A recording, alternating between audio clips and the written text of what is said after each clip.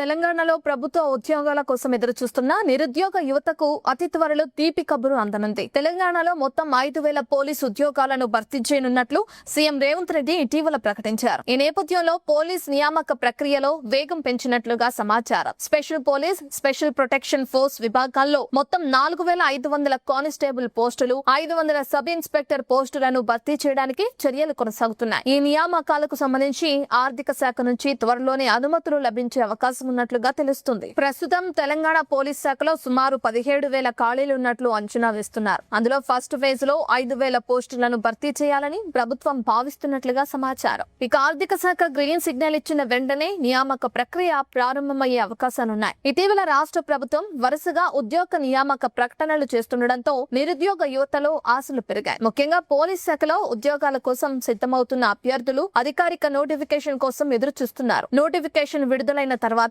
అర్హులు, అర్హతలు, వయో పరిమితి, ఎంపిక విధానం, పరీక్షా తేదీలకు సంబంధించిన పూర్తి వివరాలు వెల్లడయ్యే అవకాశం ఉంది. ఎన్ని పోస్టులకు మీకు ఫైనాన్స్ నుంచి క్లియరెన్స్ వచ్చింది? ఎన్ని డిపార్ట్మెంట్ లోని? ఇప్పుడు మన దగ్గర ఆల్రెడీ 3,800 పోస్టులకు ఉన్నాయి. కాబట్టి అది చెప్పింది ఒక 25 రకాల పోస్టులు ఒక్కొక్క పోస్టే ఉంది.